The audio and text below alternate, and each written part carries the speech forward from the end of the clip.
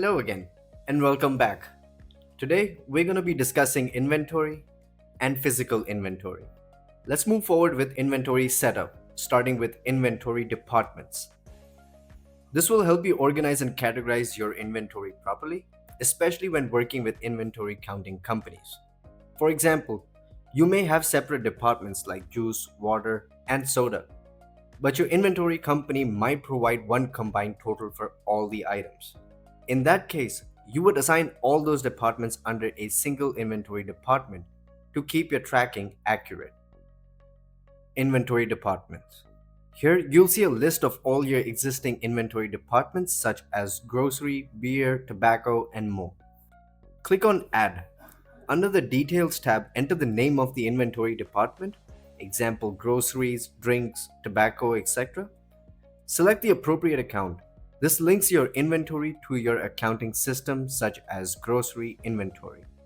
Next, we move to Assign Departments tab. Over here, you'll select which store departments belong to this inventory group. Example, assign bakery, dairy, ice cream under grocery. This ensures all related items are grouped correctly for reporting and inventory counts. Click Save once completed. Now when you go to your department settings, you'll see an option for inventory departments. Each department like bakery, beer, cigarettes should be linked to an inventory department. This connection is important because it controls how inventory is tracked, it ensures accurate reporting, and it aligns with how your inventory counting is done. A key tip: always set up your inventory departments based on how your inventory reports are provided.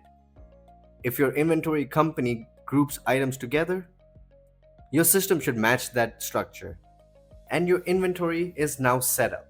Let's move ahead, shall we? Now let's go over how to perform a physical inventory in the system. You can use single user scanning or even a quick inventory update. The most simplest and fastest way to perform inventory is direct scanning.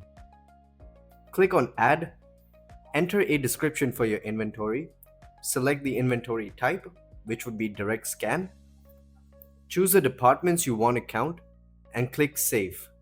Now you're ready to scan.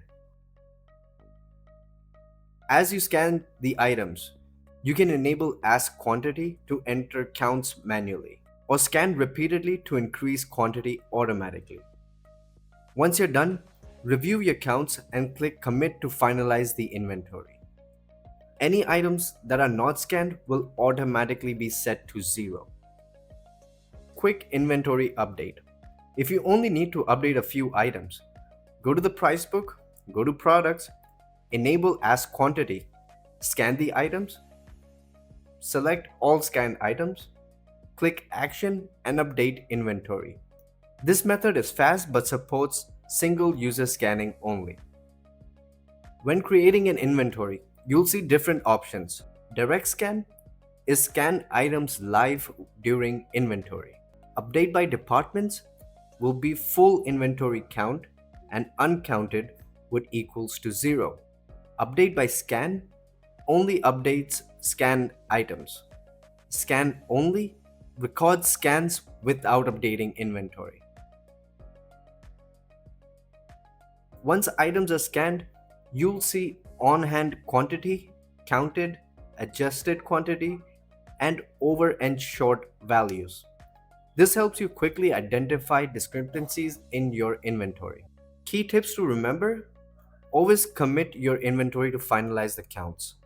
Use Ask Quantity for more accurate entry, and also match your process with your inventory department setup.